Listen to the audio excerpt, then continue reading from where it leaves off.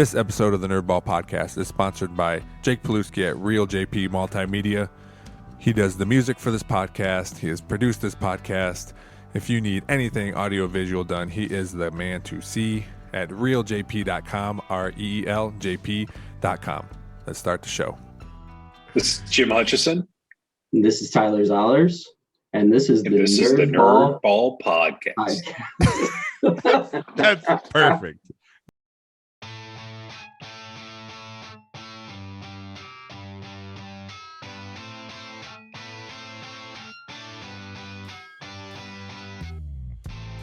This is the Nerdball Podcast with Lorenzo Melcher. Nailed it. All right, guys. Thanks for coming on the podcast. Jim, did you have to wake up extra early, or are you normally up? No, I'm normally asleep. In my house, we rotate on Saturday on the weekend. So Saturdays I wake up early. Sundays my wife wakes up early with the kids. Nice. So you're welcome. We used to do that too. That used to be a thing where we would rotate. Now our kids are old enough where they can get up by themselves and we could sleep in both days. So it's nice. What's that like? So a new thing, if you guys haven't listened to the podcast, is I ask my guests something they've been nerding out about lately, something that they've just been into, a TV show, game, any kind of sport, any hobby, something you guys have been recently into, even if it's a new thing, like you just started it, or something you've always been into. The only thing, it can't be your job, because that's your job. You got to find something away from that to be a healthy person. So Tyler, we'll go first. What's something that you've really been into recently? There's only 4 episodes of it, but it's The Problem With. It's a documentary on Apple TV, and it's Jon Stewart. So a lot of people might remember that name. Yeah. From Daily Show. Back in the day, yeah. So he did this interesting little documentary series, but it's called The Problem With, and he looks at things like the most recent one I watched was guns.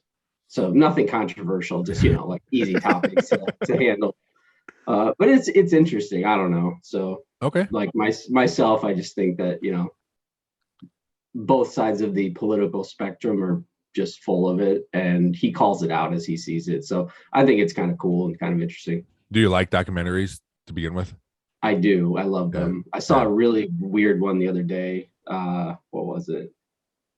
Enemy of the State. Okay. It was about a guy that had ties with WikiLeaks, but I think he was a little head crazy because he was also being brought up on charges of child pornography. And he was saying that the government was going after him with bogus charges of child pornography in order to get to him for espionage from WikiLeaks. Oh, so really? Oh, wow. It was really, quite interesting. And a couple paid, didn't know which way the story was going, but in the end, guy was full of it. He was just a child porn dude that also was tied to WikiLeaks, but they basically got him on both charges almost. So, oh, wow. Kind of messed up. Yeah, a little bit. Yeah. All right, Jim, what about you? What's something you've been really getting into lately? So this week we actually just started Last Man on Earth. I don't know. Oh, if really? You guys ever saw. Oh, I watched the whole series. Yeah.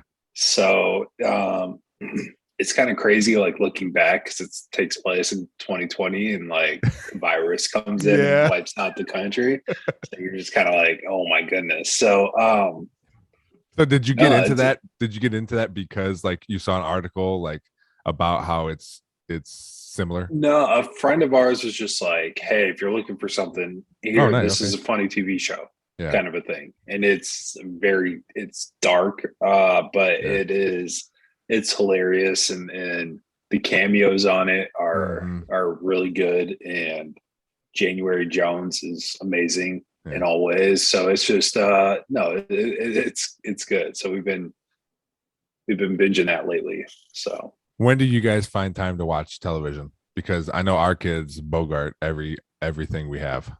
So we have, I have COVID, my kids have COVID, so we're all at home. Wow. And so they're kind of off doing their things. Everybody feels okay. Mm-hmm. But we're just chilling right now. And so nice. Yesterday, just kind of chilled on the couch and in the morning just ran through a couple episodes and then watched some football. And then afterwards, once the kids went down, we watched a couple more episodes. So nice. He locks himself in his room is what he does. That too. Do you have an office? Is this your office? This is nice. As you can see, my books. Yeah. How many of those? Yes, that's exactly what I was going to say. Myself, none. My wife is the studious one. Oh, okay. All right. When you look at them, they look important. Like in this video right now, you look important. You got things on the wall. Got a nice, what is that in the corner? Like a light or what is there? Some sort of shelf in the corner behind this? You? Yeah. TV.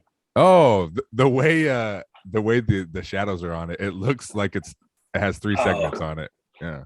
All right. Nice, man. Yeah. So I dream of an office someday. I'm in the basement right now, and if I were to turn my camera, you can see I'm next to a dollhouse. So nice. It's awesome. Jim, I'm always excited when this is the second time I've asked you guys to come on, and it's the second time you've come up with a pretty expansive list of stuff to talk about. I did text Scott Bucher texted me and said, "Hey, I'm all caught up on the episodes. Good job." And I told him that you guys were coming on today, and he said, "Okay, don't let Jimmy make a list." And I said, "Too late. He already made one." And then so I sent him the list. He goes, "Actually, like 4 items on there I would really like you 3 to cover." So he was he was excited about it. Yeah. He should be. Very much so. Yeah. So the one I want to save for last, because this is something we kind of talked about, is having our own podcast. I think like once a month, all 3 of us come together, maybe even at the end of the month, since we're at the end of the month now.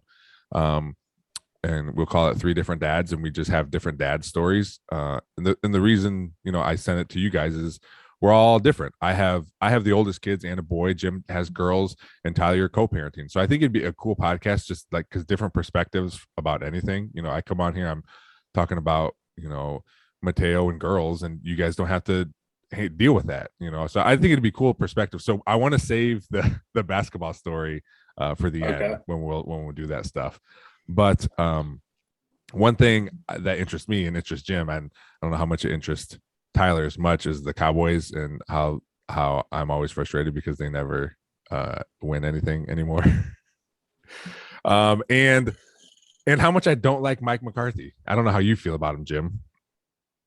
No, there's just certain people that you're like, okay, this guy's going to win, or this team, or whatever it may be, in all sports.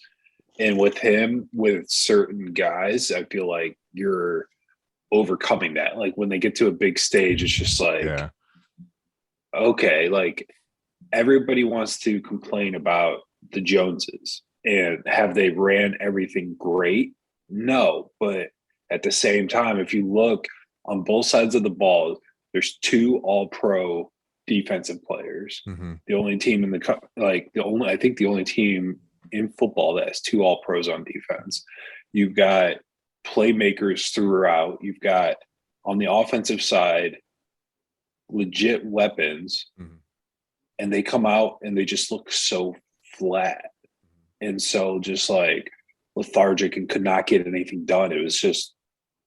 It's frustrating. It was just like, what do you need? Because normally you could be like, well, if we fix this, if we do this, we'll be really good. And there's nothing that sticks out. There's no like glaring, like, hey, we really need to improve on X, or we need to get a dynamic player here. And so you got to look at like the coaching and the culture and like just the penalties and everything. That's what I was going to say. The thing that stands out is the 14 penalties. I think there's always a time management stigma that sticks over his head too. I don't know if that manifests as much, but I know that's what everyone always talks about. Like, hey, they're doing this despite the horrible time. Why are you calling a run play in the middle of the field when obviously that's exactly what the defense wants you to do when they're sitting everybody on the sidelines? Yeah. It was just dumb. Yeah. And go ahead, Jim. No, it's just it's weird because they're the ultimate, and the Dallas Mavericks are, I feel like, a lot like this too. Like when it's a super tight game, it's just kind of like, okay, how are we going to lose this almost? When it's you up by 5 or you're up by a score or whatever, they can turn it into, hey, we're up by 3 scores now. Yeah. When it's a tied game or you're down a little bit, everybody, gets a little tight. Everything is just like, okay, and it's not like, no, we've got this under control. Let's just go out. Let's do what we do. It's like all of a sudden now it's just like we're throwing like laterals downfield, like we're doing all this kind of stuff, which was cool. And I think is it can be beneficial for people in the future and teams will do it. But like, I don't know. It just like we had zero identity on offense and like our coaching and everybody. And even the coordinators, like Kellen Moore, like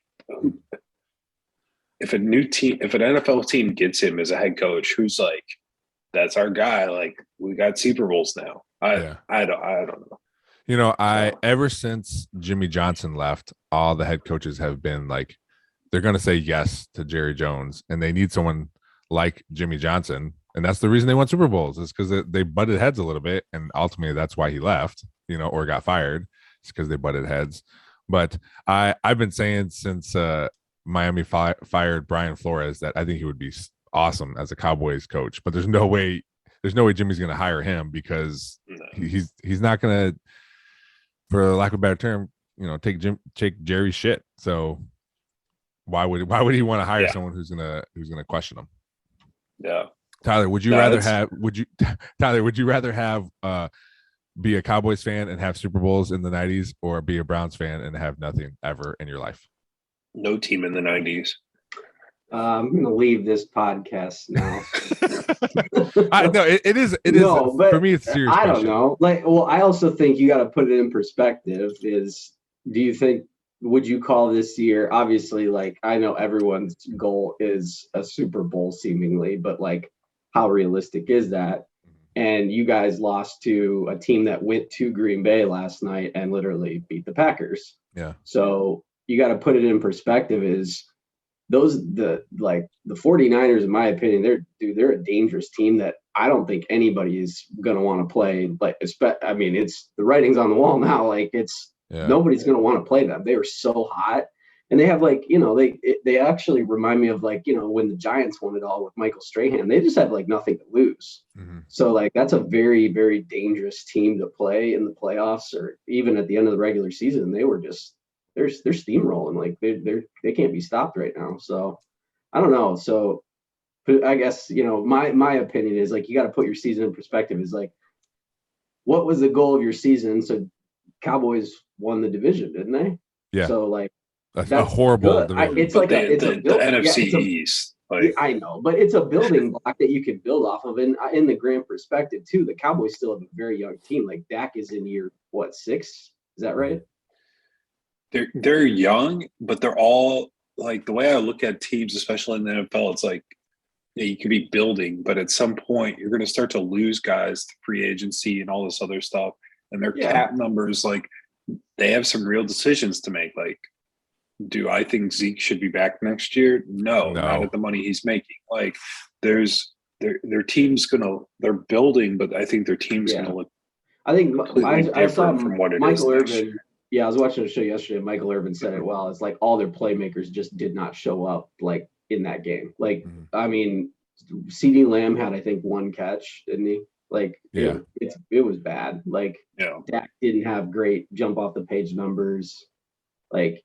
Zeke didn't do much. In the grand scheme, no one really popped off. And you want your best players to show up in a big playoff game, and they didn't. So, but at least original question about Cleveland, I mean, so that's what I was trying to say. Put your season in perspective. The Browns were Super Bowl sleeper picks, and it's just they had a horrible season. Do you like Baker Mayfield?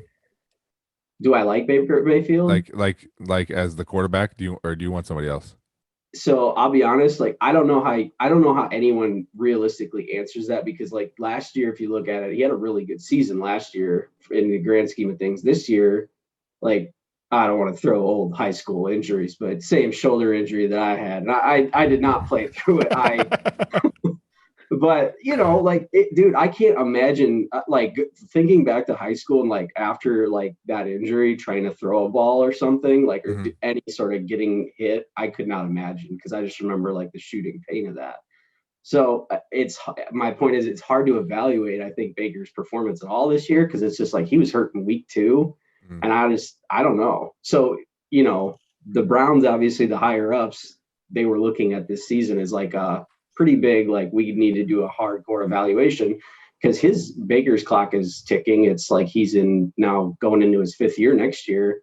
And so he'll be a free agent after next year, and I got to figure it out. If you were to ask Kurt's uncle, Ron would tell you he immediately wants Baker fired. And he was cheering for Case Keenum to take the reins. And I'm like, dude, there's a reason why Case Keenum is not taking the reins. So can I tell you, I listened to Bill Simmons' podcast with when him and Ryan Ursillo come together, they always talk about how like I think they both say Case Keenum and Baker Mayfield are the same guys except one's not hurt. So why don't you just put Case Keenum in? At least see what's going to happen. Yeah. And then it happened, and they're like, "Well, I guess that way." Yeah, I just feel like the dynamic of the team, though, even removing Baker, was just off this year. Like they just did not feel like they were playing as a team. We're like, in 2020 or 2021, 2021, the season, they looked like a team. They actually like looked like they cared. This year, it was like the exact opposite. They're just kind of showing up to play. So they had good pieces, but it's. If you don't have an actual like buy-in across the board, your team isn't going to win in the long run. So I also think too, like if you don't have like a clear cut, here's our plan. It's the same thing with like college football coaches, right? It's cool to fire somebody, but unless you're like, hey, this is the person we're going to bring in, a year and a half ago, Michigan fans all wanted Harbaugh fired and gone because he couldn't win the big one. It's like, bring them back. These guys don't grow on trees. Like at least we can have some. What big one are we talking about? Is that 42 to 27? Is that? I jotted that note down. I don't think Jim's an Ohio State fan anymore. No, so I mean it's like Ohio State. You suck. Okay. But I mean, it's like I would rather have Baker than like unknown guy X. Mm-hmm. So that's what. At least okay, it gives you. Let's talk about that. Yeah, it's like swagger. Yeah, like Tannehill, for instance. There are certain QBs in the league that if they don't mess up, your team has a chance to win because you're surrounded by great talent. So, like one I think of right there, Ryan Tannehill, and that was a great example yesterday. Like, dude had like 3 or 4 picks, and I know like 1 or 2 of them were just batted balls, and like receiver popped it up, and of course that's always going to be picked off. But it's like there are certain QBs in the league that they run the system and they don't get outside the system, and as long as they do that, they're on a good enough team to win. So it's like I see Baker Mayfield as that. Like I don't think he's going to win you a game like the Justin Herberts of the world that literally you can just put it on their shoulder. Obviously, Joe Burrows is another name that pops into my head, like of the up and coming young guys. But it's just like, but to me, then if you're down 2 scores in the fourth quarter, then that's it. I mean, if you're counting on your quarterback to not, hey, just don't lose the game, then you're telling me also you're not going to win the game. Somebody else is. Yeah, correct. The Browns this year, I think it was either 6 or 7 games going into the final. It was just like a mind-blowing stat. Going into the final 4 minutes of a game, they were down by 6 points. Like I think it was 5 or 6 games this year. Mm-hmm. They lost every single one of them. And that was a big difference between this year and the previous years. The previous year, they won a couple close games. This year, they didn't win any. So, yeah, to your point, like you got to have somebody that can go win you a game when it matters. And this year, Baker did not do that at all. So, Lorenzo, do you think Dak's that guy? No, I like Dak. I really like Dak. I think he's a nice dude. I have people that worked at the Cowboys that we know and say he's super, super respectful and everything else. But like, I like him as a football player. I think they need to use Dak like they use Josh Allen in Buffalo, where they actually have designed runs for him, because I think he needs to run more. I watch a lot of Buffalo Bills because my mother-in-law is a big Bills fan, and they have designed runs. They have quarterback powers for Josh Allen, and I understand Dak got hurt last year, but you can't. Oh, he got hurt, so we're gonna not use that part of the offense. I mean, even in high school, if someone's hurt, our best player was hurt last year, and he came back in our last playoff game that we ended up losing, and we still did everything we normally do. He was on a bum ankle, but guess what?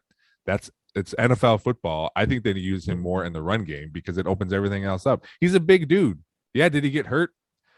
People get hurt, man, and you can't be scared to call certain things because you're afraid someone's going to get hurt. Yeah, it's just. Do you like him as a football player? I think he was put into a tremendous situation. Now, once again, it's like there's a handful of guys in the NFL that can actually take that and do something with it. But you've got Cooper Lamb on the outside. You have Schultz as a tight end. You've got 2 stud running backs. You have a offensive line that is getting older but is good. Like they're studs. There's no reason why you should not be able to go in there. Now there's got like, it does look completely different when like Cooper Rush comes in. I don't know if he's worth the money that they paid him, but I'd take him over. Would I take him over like Baker? Probably, but probably. I would 100% take him over Baker. The thing that I love about Baker that I don't see with like Dak is like, and it gets misconstrued, I think, a lot, but even though Baker's not the best player, I still feel like he tries to lead, and like it does seem like when things are going, like people rally around him, and Dak is like so reserved. There's just like, I just don't see that with him. And that's one of those things where it's like you watch Brady and you watch these dudes and they just get like so amped up, and which I don't know. I love how we're talking about Baker and Dak, and then you just casually throw in Tom Brady. It's like, that guy. Well, I just the emotion, like I know the dude's super emotional, and that's one of those things where I feel like those type of dudes. The Cowboys just came out so flat in that first half, and it was just like, what the hell? Like, where's your like grabbing like some dude and being like, let's just jam it down and go, type of a thing. I think there's different kinds of leaders too. Like I know for me, even when we played high school football, that wasn't me either. Like I wasn't like, hey, let's go, let's get this. Now when we're on the field, we might say certain things like, hey, good job or whatever. But I was never the person to say, come on, guys, we got this. We're down by 80, but we, whatever, we still got this. And I was one of the best players on our team, and that wasn't me. I think there's different ways to lead, and I know even coaching now, our quarterback wasn't one of our captains but he leads differently, but it's just because he's not one of the vocal ones. Usually in high school, it's the real vocal kids, the kids that are really good, the starters, all that you make, the kids will pick as captains. And it's just, it's different ways to lead. But I agree. And I think it's amplified because he plays in Dallas, because it's like playing for the Yankees. Everyone's on it all the time. Right. And I agree with you. He's not that guy. And I don't think you can force that on people. Now, is there other ways to lead? Maybe he's doing it differently and we don't see it. I don't know. But I do understand your point because we see it. We see it on the field all the time, every Sunday. Yeah. So, but Bucher, if you're listening, I mean, the Packers, good luck in being football bliss for the next 20 some years. Jordan Love is your quarterback. So they had a good run from Favre to Rodgers. I think Rodgers is overrated? Can we just throw that out there? No, Rodgers is really good. Let me ask you the question. Yeah. Is Rodgers completely overrated in the playoffs? That's like an obvious yes. Is like, I think he is 2 completely different players, from playoff Rodgers to regular season Rodgers. Like his record is horrible in the playoffs. Is it? And like he has to take some ownership of that. I don't know. Did you guys watch the game last night, the Packers game? Yeah. So, like the first drive, they went down and scored right away. Immediately. Like, yeah. Oh my God, they're going to like boat race this team. Yep. And then it was nothing. Like, hats off to San Francisco and their coaching staff to be like, oh, the Green Bay's doing this. This is how we're going to do adjustments and go. And they couldn't move the ball at all. It was crazy. Who do you like today? Do you like the GOAT versus the Rams? I mean, I looked over at my wife. I said, this sets up for Tom Brady to go to the Super Bowl again. No, I'm cool with it. I don't think. Well, yeah, of course, you're a homer. No, I'm all right. So let me pump the brakes a minute. Did you guys watch the Tom Brady documentary at all? No. It's actually, I'll be honest, it's 3 or 4 super episodes cool. Like, into it. Well, just you got to put it in perspective. Is like, so it was originally supposed to be a 9-episode like series covering his 9 Super Bowl seasons, like where he went to a Super Bowl. And then obviously they had to shoot another one because they won his 10th, or he didn't win his 10th Super Bowl, but he went to a 10th Super Bowl last year. So like when you start thinking about that and putting it in perspective, like we're just talking about like the Browns who have done nothing in my lifetime, and then the Cowboys who won in the 90s, but like then Tom Brady comes in the early 2000s and literally the dude just wins all the time. So I don't know. Yeah, you talk about a different type of leader. Like that documentary is super cool if you guys check it out ever. I don't think if the Buccaneers play the 49ers, I don't think they'll beat the 49ers. And from everything I hear, and I saw it when they played the Cowboys, and I didn't watch the game last night. It was Andrew's birthday, went out to dinner. But the thing that they kept saying against the Cowboys is they can get pressure on the quarterback with rushing 4 dudes. And if you can keep guys back, if you can keep everyone else back when because Tom Brady gets the ball out quick, but if you have 7 dudes back there, it's going to make it a little tougher. I think they'll beat the Rams. I don't think the Rams are very good. I don't think the Cardinals are good, and the Rams smoked them. So that's what I think anyway. Do you like Tom Brady, Lorenzo? Yeah, I do. I mean, I think it's cool that we, us 3 get to grow up watching I don't think arguably the best quarterback ever, but the best quarterback ever to play. No matter who, arguably one or the number 1 or number 2 basketball player to ever play in LeBron James, and one of the best baseball players in Mike Trout. Like we get to watch these guys now, and I think it's really cool because growing up, Michael Jordan was around growing up, but I wasn't into basketball when I was like 7, and when I was into the Spurs, and that's the only team I focused on, so I didn't pay attention to Michael Jordan as much until I got older. So I think it's really cool. And yes, I do like Tom Brady. My mother-in-law, as a Bills fan, just hates him so bad. And I keep trying to tell, like, can't you just appreciate the greatness that's here, that's happened? And she's just like, no.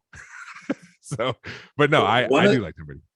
One of the things that I love is like, he's a weirdo, right? Like all the stuff that he does, it's like, okay, dude. But I feel like he's the same guy when you're talking to him about like certain things as if you like off camera. Like he doesn't eat strawberries. He's like, whatever, like this crazy diet. We're like, my wife really likes Peyton Manning. Mm-hmm. I don't like Peyton Manning until he did this like Monday night telecast thing, because I always felt like the commercial guy and like all like after the games, like the aw shucks like guy was completely different than the stories that you'd hear from his teammates and stuff, where he'd be like, hey, like he'd get on people's asses and like, really like chew them out and like go like, different things. And so I don't know. I always appreciated it's like with Brady, he was who he was. How could you not like the Peyton Manning like Saturday Night Live commercial of right, hitting the kids, like but like that was ball. I felt like that was like that's his like person, like he was funny and could do stuff, but like when you'd see him in interviews and like doing stuff, it was just very like, we're gonna try our best, whatever it may be. Yeah, it's just like, dude, come on, give us something. But isn't there a thing to be said that here's my personality, but then when it's game time and all that stuff, then it's a flip switches and it's something different, Right, but like I'm saying, like even outside of games and stuff, like when he would, like if you listen to like Pat McAfee tell stories about him or anything, it's just like he seemed like a completely different guy than the like this guy over here, type of a thing. I don't know. So Tom Brady, go count it.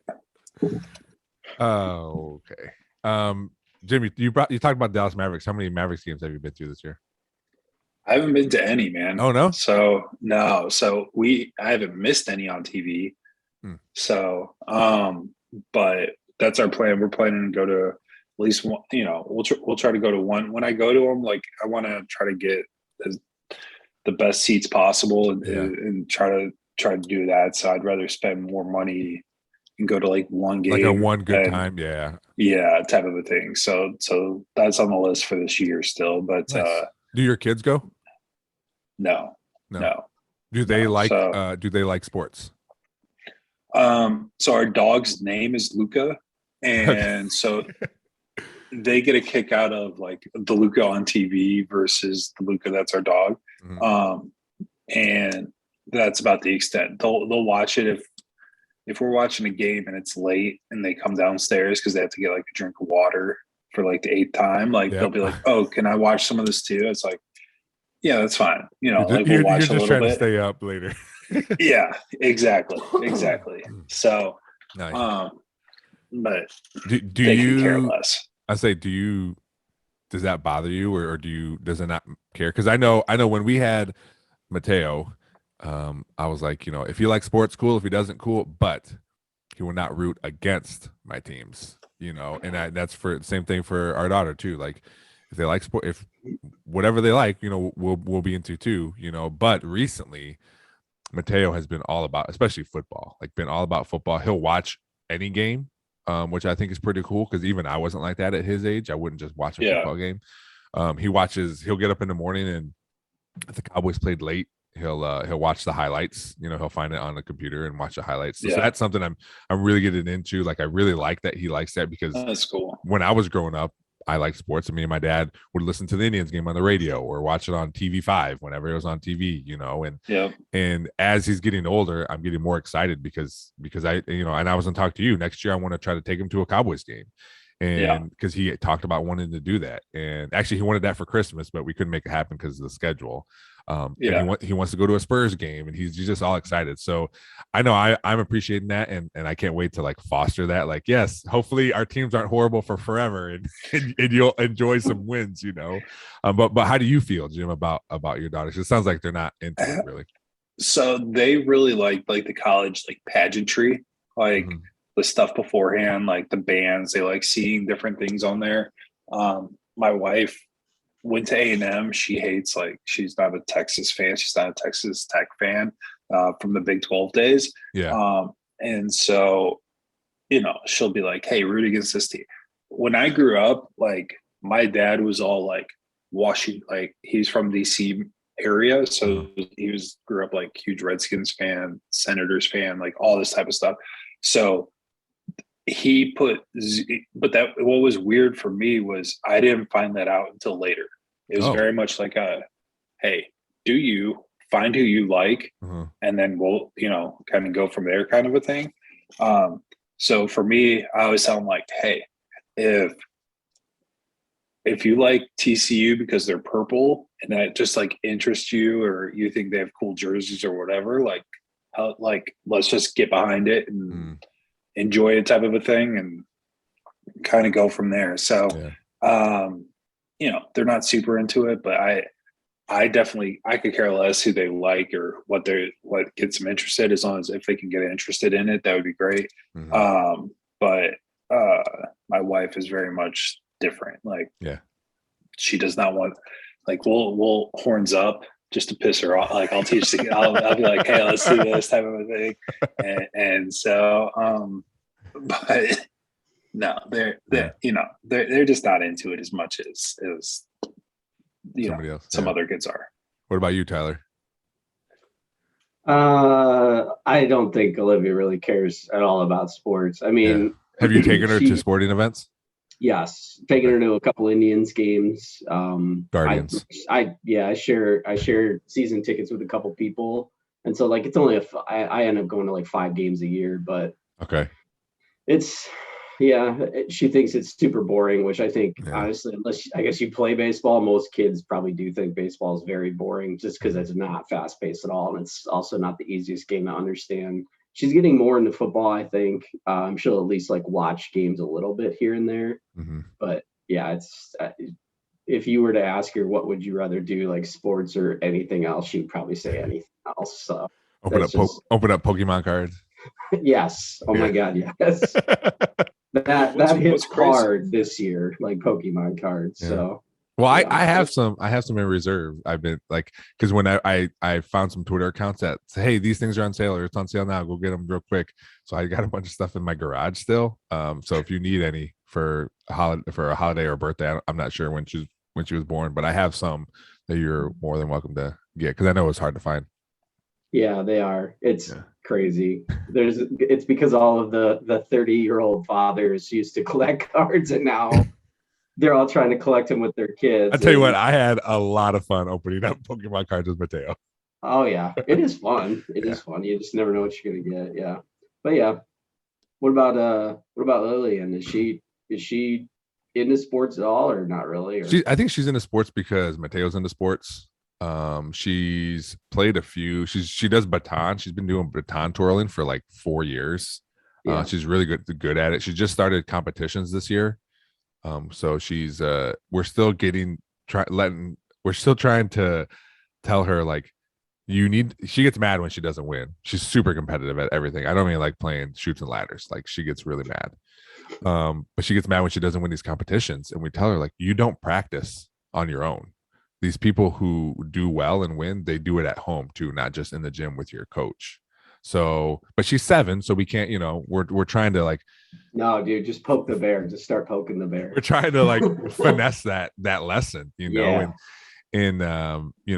her team wins. Her team has won once because they're really good. The program here in Perrysburg is run by a woman named Andrea Whiting, who's been running the program since she was 16. It's a real good program, so her team does well, but she needs to work more on her own. But back to the question, she does like sports. She's playing softball this year, so I get to be the head coach of a 7 and 8-year-old softball team this summer. Nice. She's going to try basketball next year, and she's going to do volleyball next year, which she hasn't done yet. And she's probably going to be 6 feet tall, so I'm looking forward to her, being into dominating. That. Yeah, because I think she's going to be good at it because she's so competitive, and she has an older brother that picks on her, and it's gonna foster something, hopefully. But as long as they're active, like I like them in all kinds of stuff. It's cool. But yeah, she sits and watches every once in a while. I took a picture of when we were watching a Cowboys game at my parents' house. She was sitting on my dad's lap, and they both had Cowboy stuff on. And I took a picture. But I have to tell her like, hey, we're trying to watch the game because she likes to mess with my dad because my dad and her they mess around with each other. They always poking each other and are just like play fighting and that kind of stuff. But I told her I was like, hey, let's watch this game right now for a little bit, and she did. She sat there and watched it. So it's like I said, it's cool that they're into that, and if it keeps going, it keeps going. I think for Mateo, what really helped this year is he was able to be on the sidelines for Friday nights.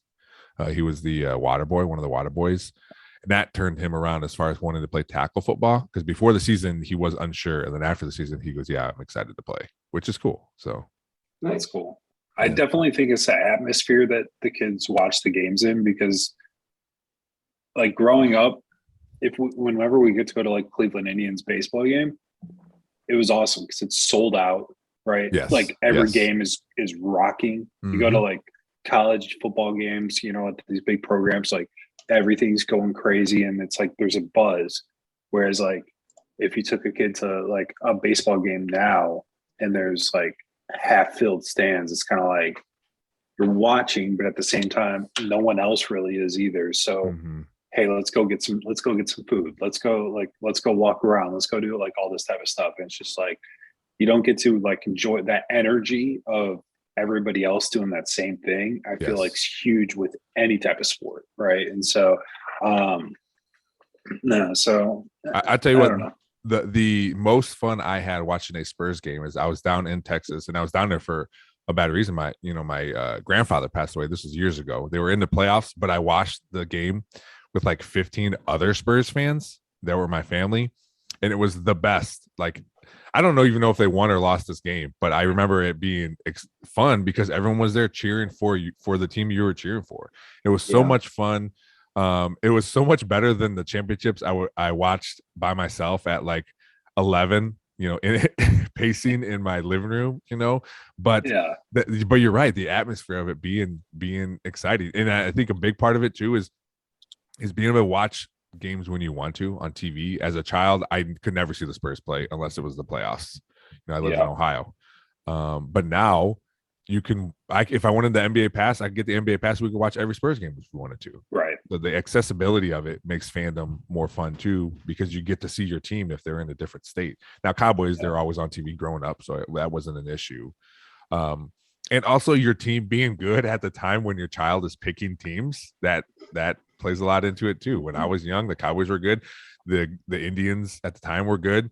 And the Spurs were always in the playoffs. So my teams were good. And so who wants to root for losers all the time, especially when you're 10, 11 years old? Yeah. So you have to be a crazy Cleveland Browns fan to do that. So yeah. Have you guys always liked the teams you like now? Or because I know Jim had written about changing allegiance to your team. Has it always been the teams you're currently rooting for right now? Have those always been your teams, Jim? I mean, no. So like Penn State, like growing up in Ohio, like definitely really enjoyed watching Ohio State. Mm-hmm. Same type of thing, right? The atmosphere, like going and watching it with a bunch of people. Once I started like taking classes and tuition money going to Penn State, it didn't make sense for my wife, and like, and I'm like, yeah, that doesn't make, that's weird. So changed up to that. But no, I mean, Indians, I'll watch in the playoffs. Mavericks growing up, I got like in high school, I guess I started following the Mavericks more. Mm-hmm. Bulls were like my team. Obviously, every kid I feel like was a Bulls fan at some point. Yeah. And then Cowboys. So for me, I haven't really had any major changes. Like it felt so weird when the Rangers almost won the World Series. Like I was sad because like I'm watching this other team when I first moved down to Texas, like almost won a World Series, and I'm just like, God, like I want to experience that. And so, hey, we've experienced a lot of almost World Series, which is just like, so painful. Yes, Tyler. What about you? Have you liked the teams you currently like? Sadly, yes. Yeah. Yes. So I feel very all Cleveland. With the exception of U of M and then the Red Wings, but I don't honestly I kind of fell off of hockey a couple years ago. Just I don't know what it was, but yeah, I just don't watch it as much anymore. Mm-hmm. But yeah, I mean, Indians and Browns, and that's and then Michigan. I think my biggest sport is definitely football. So it's like I almost just kind of go into hibernation in like the summertime. Yeah. Indians are nice distraction, but lately their team is just going to be terrible for years. So I don't know. I was excited to see there was a rumored, new owner kind of coming in in a minority ship role, but I think that's promising for the long term of the Indians. We'll see, I guess. But they replaced the guy that was there who went to Kansas City to be the owner of Kansas City, or I don't know if it's owner or another part owner, but he went to Kansas City because that's where he was from. But so they're just bringing, because the Dolans, they don't have a lot of money, so no, they don't. Let's not talk about their money. Okay. They just own Madison Square Garden. That's okay. Yeah. So let me ask you guys, is there anything a team could do that you're that you'd be like, I'm out? I don't think so for me, because I like the team. I don't like. Now there could be players or owners or coaches that do something I don't like, but I like the team.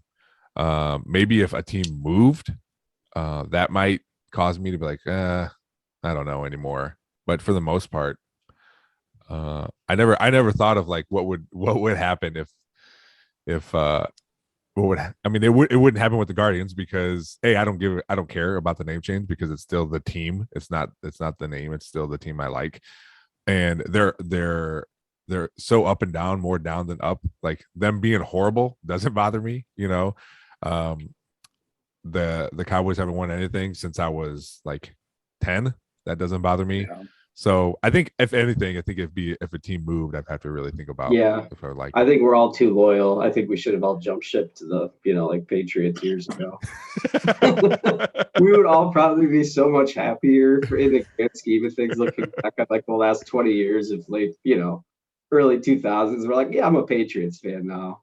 Mm-hmm. Yeah. But you know what though? Like I also feel whenever the Indians or the I words, like when they win it, it's going to be awesome. And then after that, I feel like it's almost like a check mark on like my life. Almost not like as weird as it sounds, but like I'm going to care a lot less. I feel like the next time they're in the playoffs because it's like we've done that. I've experienced that championship type of a thing. I don't know. I would always want another though. Like I would be greedy. Yeah. I mean, Boston's probably like in 2004, you're probably like, oh my God, compared to like whenever they won like their fourth one, it's like, oh, this is cool. Like, this is awesome. But it's just like that joy that just like, oh my God, this is actually happening. Like I always said when the Guardians ever win the World Series, they could go 0 and 162 the rest of my life. Like you're right. I will still care. I still want them to win, but just that joy of that's the only. I mean, I've been pretty lucky. That's the only championship that one of my teams hasn't won. I've seen the Spurs, Cowboys, the Longhorns. They've all won, and that's the one that's just. Now I have so many memories of being at playoff games or watching it with my dad at a sports bar. When I remember in 97, we were at a sports bar when they clinched to go to the World Series. It was just me and my dad and one of his friends. And I remember some guy talking smack behind us and my dad's friend almost getting into a fight, So like all these memories. That 2016 is when Mateo got into baseball because that's when he first like understood rules and was asking questions and wanted to watch the games. And every morning, he would ask, Dad, did the Indians win? Like all this. There's a lot of memories, but man, when they win that one, it's gonna be amazing. It's gonna be awesome. And I hope even if it's when I'm 80, Mateo's around where we can watch it together and celebrate because that's cool. Yes. We just need to wait for the Dolans to die off. That's the main thing. I think the Indians would be the one team I would stay with if they moved, because if they move, that means someone new's taking over. And I'm like, all right, well, this is what's happening. Yeah. Man, we've gone 50 minutes on like, I feel like on like 3 topics. Keep going. Go now. It's your show, man. Oh, all right. Oh, that's another one I really liked. So we'll make a hard pivot to our vacation that we're taking. It's funny because Trey actually texted me yesterday and said, hey, can you give an update on the vacation, because it's been a while and I don't even remember the dates we're going. So I sent him the dates. It's June 2nd through the 5th. But every once in a while I'll go on there and look at the house again, and it gets me excited because I think it's gonna be awesome. I know for me, I don't know how you guys feel. I know for me, Austin is close, but I just picture myself just staying at the house all the time because it's an awesome house with a pool and a pond or on a lake. So what are you guys looking forward to most about this vacation we're taking? I mean, for me, I think it's going to be awesome if at least like one day or a group of us, I'd love just to go into Austin and explore. And like, there's a bunch of like cool stuff that you can kind of do there. Mm-hmm. But just seeing guys that I haven't spoken to and like hung out with in forever. Yeah. Like Irwin, George, like those guys, it's like, okay, like even though I've talked to them here or there, it's gonna be cool. I'm definitely excited for that. Yeah. So, but also like no kids, just dude time, dudes being dudes. Could be like the Office when Michael throws that bachelor party. He's just like a guy's afternoon in. Okay. An hour shower. Who wants my man meat? An hour-long shower with guys. Yes. Ty, what about you? I'm just excited to get away. I always like getting away, and I agree with Jim. I think Austin's a cool town. There's a place called Franklin Barbecue that I really want to go to. It's one of those places that barbecue wise, it's like supposedly like top 10 in the United States. So you got to get in line super early in the morning. They open at 11. And then even on their website, it says like, we're open until we sell out. But then they say like, that's technically around 2 or 3 o'clock. And so you're just like, dude, how much barbecue are they selling in a day where they're literally open from 11 till 2? Like, it puts it in perspective. And also the fact that they're just like, yeah, once we're done, we're done. We're just closed for the rest of the day. So you would think, it's got to be pretty legit if it's like that. Cause from what I've seen, they cook a ton of barbecue every day, but they sell out of it like every day. So wow. I really want to go to this place, and it's going to be like a commitment, if you will, of like, we're going to have to like get up and go stand in line for a couple hours, but I think it would be worth it. So, but yeah, just to get away and, hang out with friends and are you guys something new? Yes, like that to me is, there's a lot of cool stuff that you can do in like Ohio, or you can do in like Chicago or whatever. But like, I really only been to Austin twice, and both times it's just been with my wife, and never like, hey, like go do this, or just new experience. Right. So I think just something completely new will be cool. Are you guys able to take vacations as, like, are you able to take your daughter, Tyler, or your family, Jim, to places on a regular basis? Or do you try to at least? I try to, yeah. I mean, so this year, like I have a big trip coming up in like a month now. We're going to Disney for, nice. A second time. So that'll be fun. Yeah. But yeah, try and go. Obviously, COVID kind of killed the last couple of years, I swear. But this year, I just kept telling myself, like later last year when I scheduled the Disney trip, I was just like, I'm done with, worrying about COVID, because it's not obviously going anywhere. And like here we are, and there's another like spike in cases or whatever. So yeah, we're going in end of February, and that'll be fun. So nice. Yeah, I mean, we typically will do like large family vacations with my in-laws or whatever. And so like we went to Colorado last year. Almost died. Wait, how'd you almost die? I woke up first night there and thought I was having a heart attack. Oh, really? And so, and so I couldn't breathe at all. And like, we were way up at the top of this house on the top of the mountain. It was beautiful. And I just kind of like was awake for like an hour, and I'm just like, oh my God, like what am I going to do here? Like, what's going on? So just Google searched the hospital, and kind of like woke my wife up and was like, hey, I think I might be having a little bit of a heart attack here. But a little bit of a heart attack. I was like, oh boy. But I didn't think it was, because it was just like breathing. I couldn't get any air in.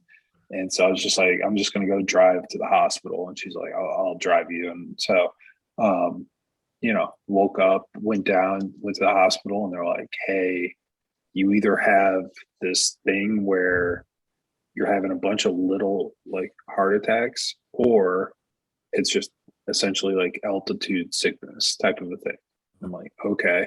So they hook up a bunch of tests and stuff. And then, we found out I just could not be in altitude. Like I didn't get all like my blood pressure and everything was just like way out of whack. Yeah. So it was crazy. And so they were like, yeah, you can't go back to the house. I'm like, well, that's where I'm staying.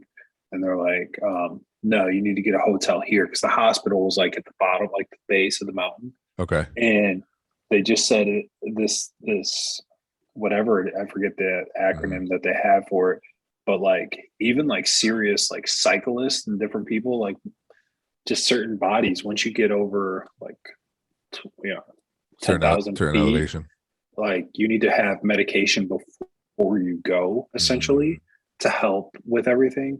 And so I just stayed the night at a hotel, like a Holiday Inn that night, and then flew from this super small airport to Denver, and then flew home. And then my family had their vacation in Denver, and I was back in Texas, man. So it was crazy. I mean, everything's fine now. Everything, checked out, everything's good. But it's just like, if I knew ahead of time, I could have taken some medication to like help with that ahead of time. But it was it's pretty shitty summer vacation.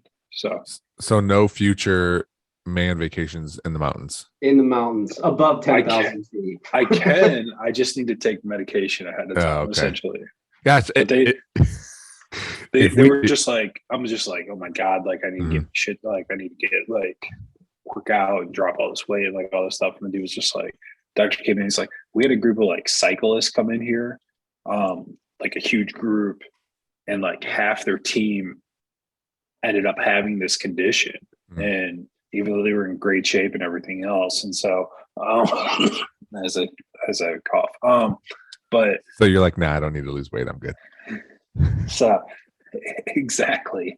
The best news I've heard all weekend. Yeah. Did you say you related well to the cyclist team? Like you're in that third performance condition.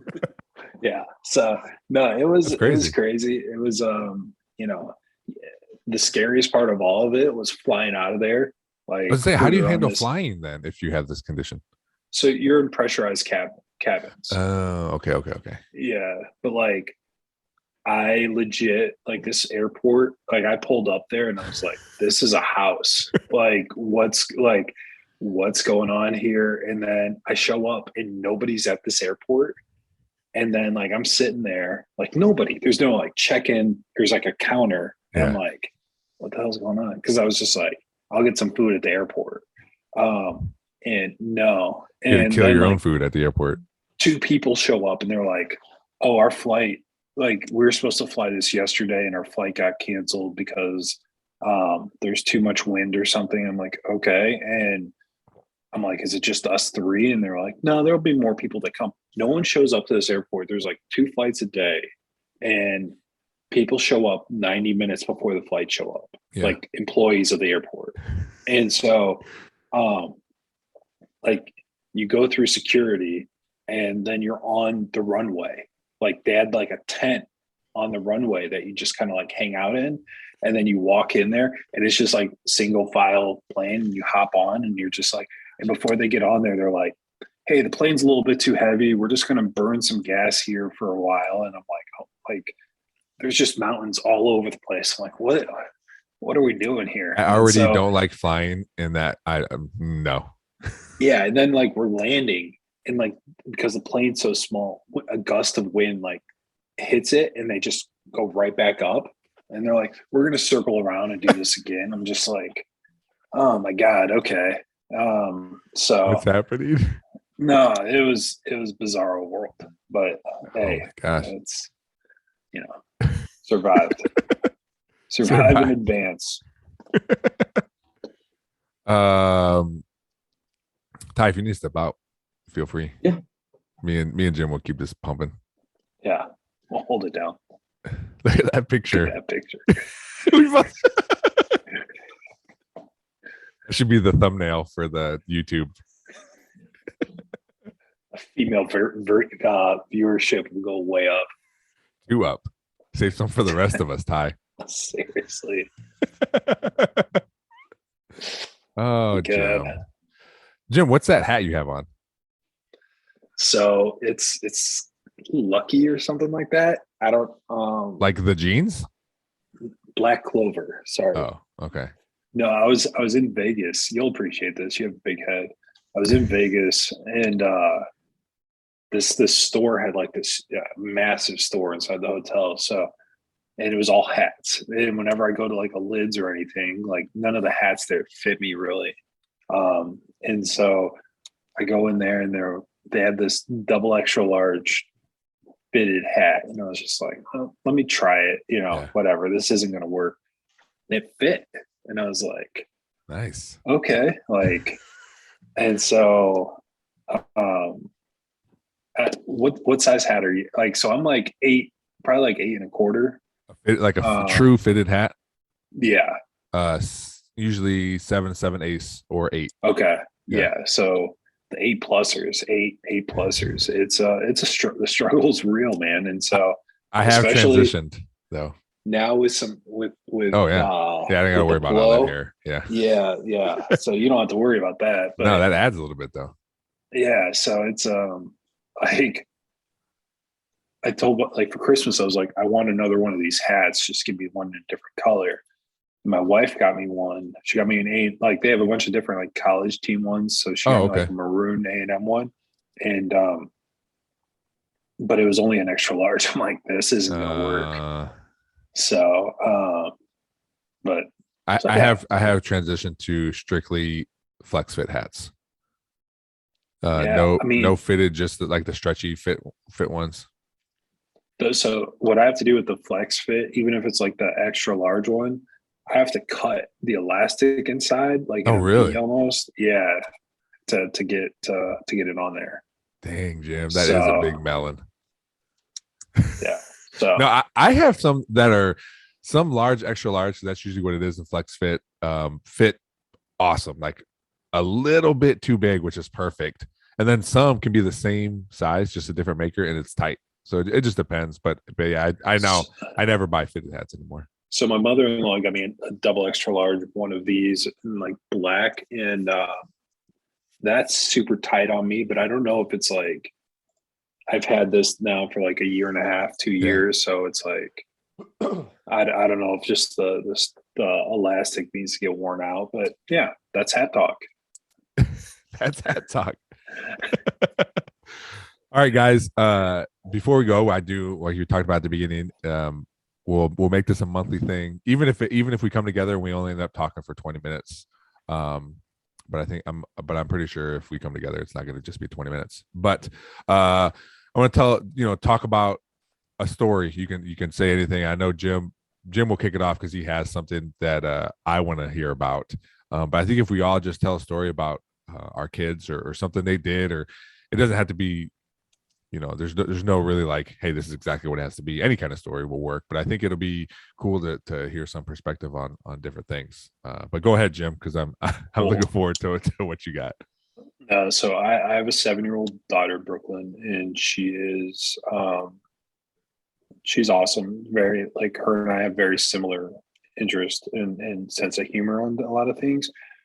She's also like everybody else in her class goes up to her shoulders. Like she towers over kids, right? And so she's been doing dance. We tried to get her into soccer, and then COVID hit and everything. Problem with her is she's just not aggressive, I would say, when it comes to like a sports setting. So when she's with her sister and stuff, she can be super aggressive and everything else. But like when it comes to sports, it's like she's almost unsure, like, hey, if I take this shot, that means like the other kids aren't getting the ball right now, or if I do this. So anyways, we got into basketball, and like any parent, like take her to the practice, and I'm like, okay, try to walk her through all this type of stuff and talking to her, and we're going. And I'm like, before the first game, I tell my wife, I'm like, hey, if they score like 3 baskets, they're probably going to win. Like girls basketball, like 7-year-old girls kid, basketball, yes. Like, yeah, you're not going to, whatever. And so I'm like, okay. And they lost their first game. It was like 7-2. It's like, okay, whatever. Next game, they lost, I kid you not, like 19-0. And I'm just like, did they get any shots up?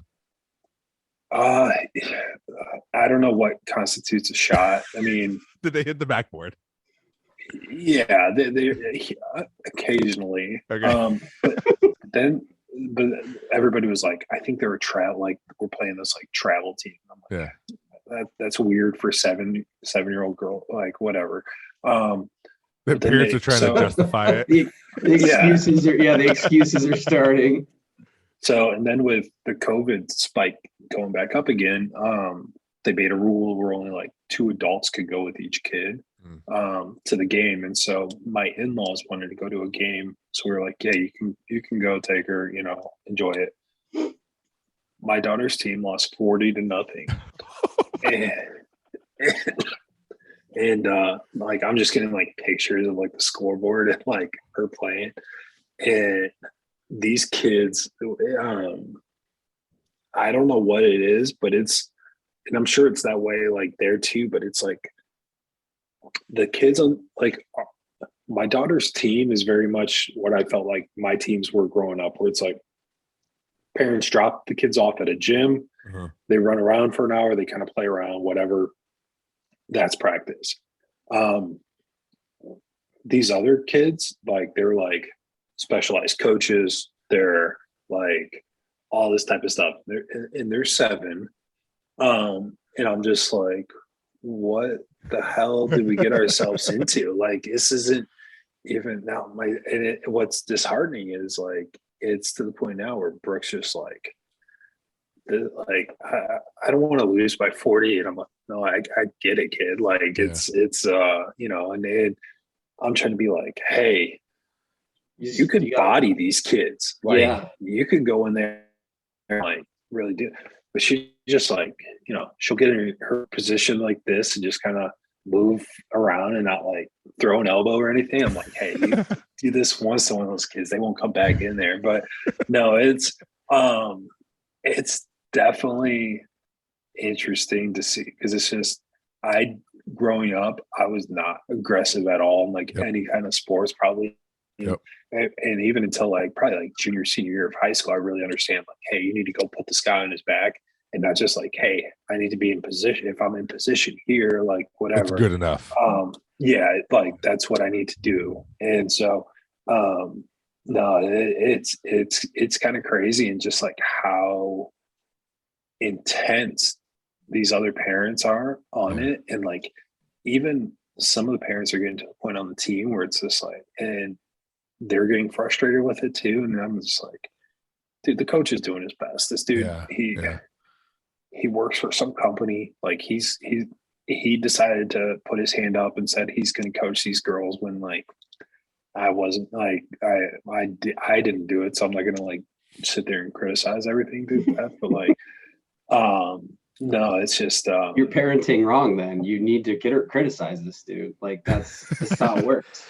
That's the way it works. I know. It's just but well, no, it's definitely it's a crazy situation, and it's like I really hope that it doesn't affect her long term. Like she still's like, yeah, I want to do basketball next year, which is fine. But it's like I was like, hey, if we do this, I don't like you just need to be outside like shooting baskets all day.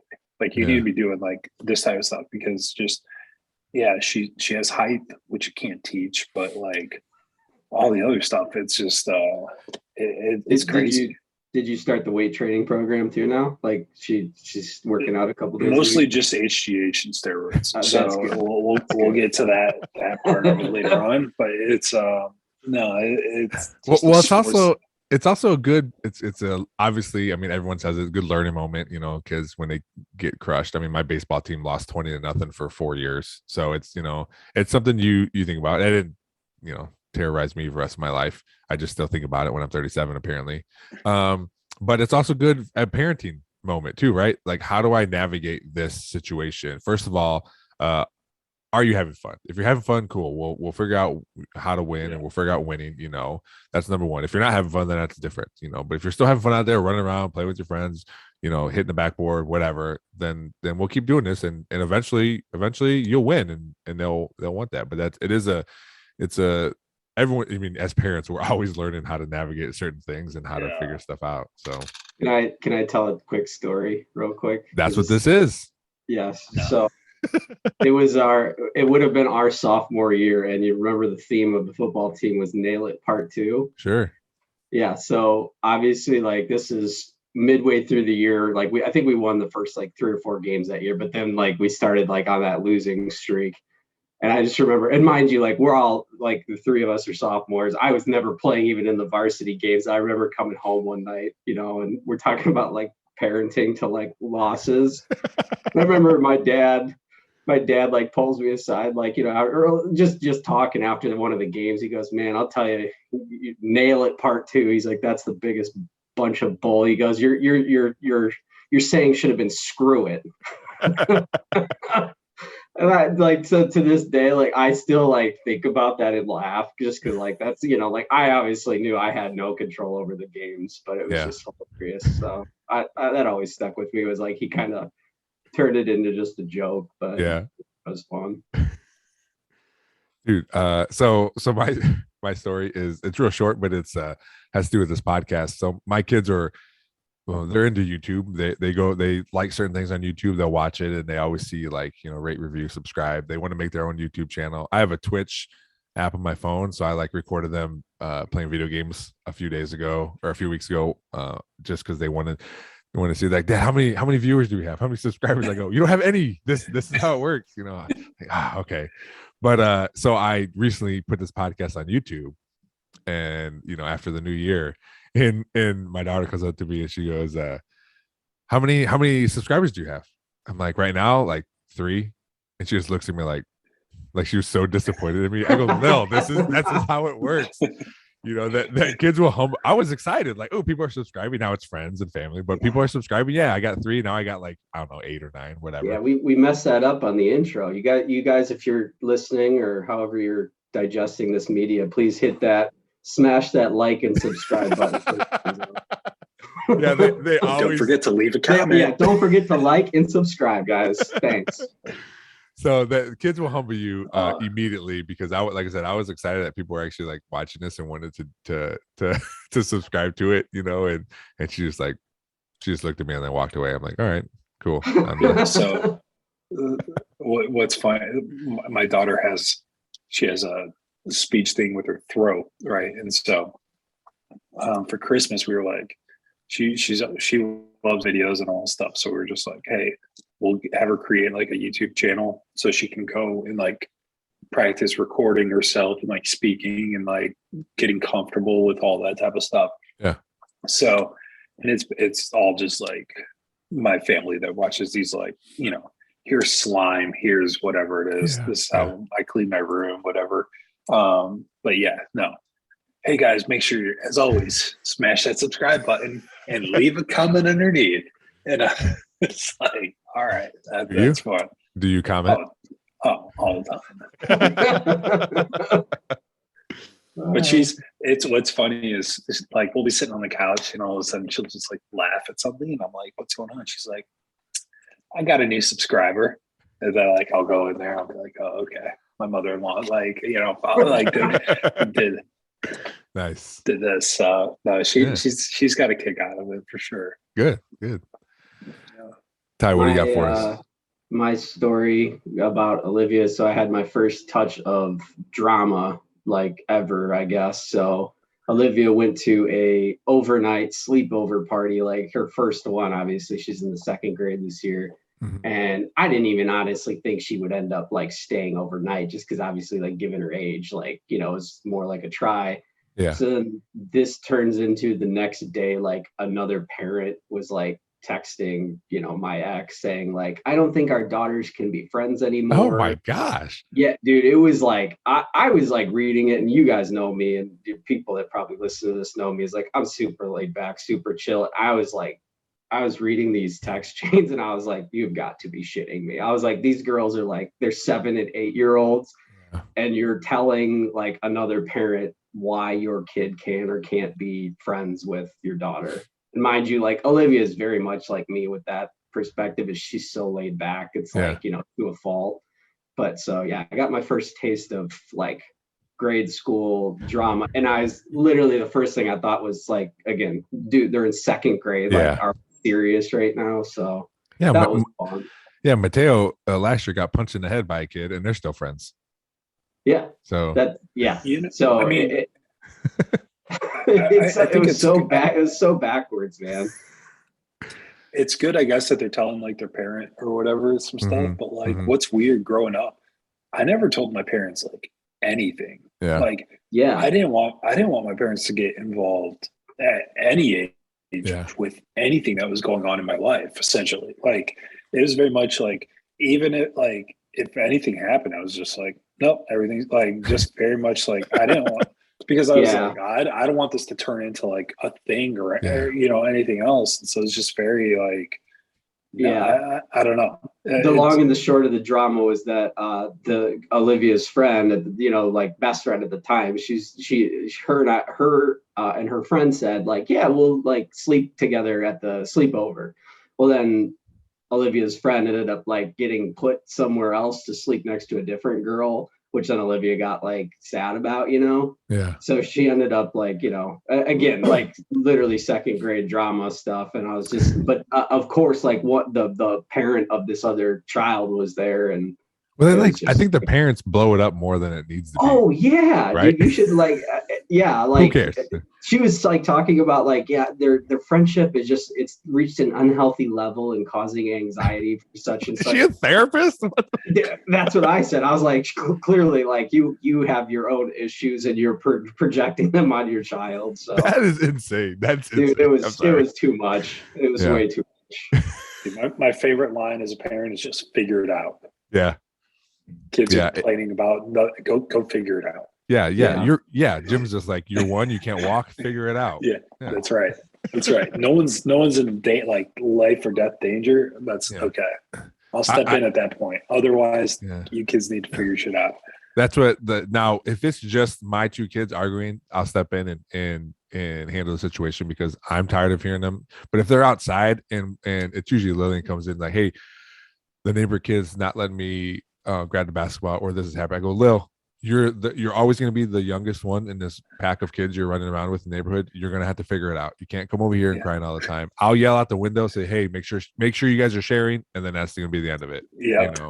You got to figure it out, and then part of it too is I'll pull Mateo aside and I'll tell him, hey, you're her big brother. You got to make sure like she's involved in things too. You guys just can't leave her behind, Now I know it's not going to happen all the time, but I think if I put that in his mind, he's the big brother. Like every once in a while, he'll be like, "Hey guys, Lillian's here too." So. Yeah. It's awesome too that your kids at least that they have that ability to like at least play outside now. Like I don't know, like the neighborhood I'm at, like it's just. I don't know. It's weird. No one's out. It's a weird thing to see kids playing that. Yeah. Oh, our kids are. I mean, I think it started. It definitely. They've been outside. Since we moved here. Mateo has a girl same age, and then she has an older brother, like 3 years older. But they've all been playing since we moved in. During COVID, we didn't let anybody in the house, so it was 0 degrees, and they're out there playing in the snow, running around, doing stuff. I'd set up a heater in the garage every once in a while for them, and they'd be in the garage doing stuff. But yeah, they're always outside. And I just was talking to someone yesterday. It's amazing to me, and this is probably what we did when we were kids anyway. But it's crazy that they're so busy during the summer doing stuff, and then any day off, they're like, "Hey, we're gonna go play." I'm like, "Go for it." I'm tired. I'm sitting here, but you can go play. Now, the one thing, so we do have a neighbor who's a year or two younger, and like they're getting to the age now, like. If he's outside doing something, my daughter will go out there and like, do it. But so let me ask you that. So what time do kids normally start to play now? Like, is there like, hey, not until 10 a.m. I don't want you to go knock on the neighbor's house or any of that type of stuff. Do you have something like that in place? Or? Yeah, because they'll, especially in the summer, they'll get antsy and want to do stuff. That's normally on the weekend because during the week they're at my in-laws. So they don't get out as much when they're out there or go around the neighborhood because my in-laws don't want them to be far away. But yeah, there is that where we have to wait a little bit. But for the most part, everybody's so busy. Like everyone's up early to go to some sport anyway. Yeah. So by the time we get home, it's free game. But yeah, they and I don't mind them going around the block. We have walkie-talkies that we use. So we just strap a walkie-talkie to them and say, hey, when you get there, just let us know that you're there, That's cool. Yeah. But I tell you, it's so nice having them having that, especially during COVID when we couldn't do anything, just to have that little group of friends that hopefully they'll stay friends for a long time, because it's even Lillian has someone in her same age too that lives right down the street. So it's nice having that part. And they're old enough now where they can go outside for a few hours and it's nice and we don't worry about it. We can sit and just watch TV or do whatever, it's a little break. Yeah. No, that's awesome. That's awesome. All right, guys. Well, let's like I said, let's make this a monthly thing. We will title it 3 Different Dads. We'll come together at the end of the month. Make sure you like and subscribe. Smash that subscribe button. I'm assuming, I know for me, Sundays tend to work better. But if something happens and we gotta do a different day, that's cool too. But yeah, let's keep this going. I think it's a cool idea and cool idea. And I had fun talking to you guys, man. We haven't spoken in a while, so I appreciate you guys coming on the podcast, telling your stories. So thanks for having us. Yeah, man. Enjoy this football. Jim, if I ever find giant hats, whatever they are, I will buy it and mail you one. The big thing too with the hats is they have to come down. Like some of them to your ears. It looks like a yama, like they'll like a little beanie. Fit, yeah, but it's like, it fits, but it doesn't like cover your head at all. So yeah, no, it's a struggle. I'll see what I can do. I'll talk to Coach Kriegel. He has a big melon too, so I'm sure he deals with the exact same thing. All right, guys. Have a good one. See you later, guys. See you guys. Please rate, review, and subscribe to this podcast. It means the world to me. If we can get this podcast off the ground and running, you don't have to share all the episodes. Just share one you like. One podcast, if you share one, could turn into a subscriber down the road. So any little bit helps.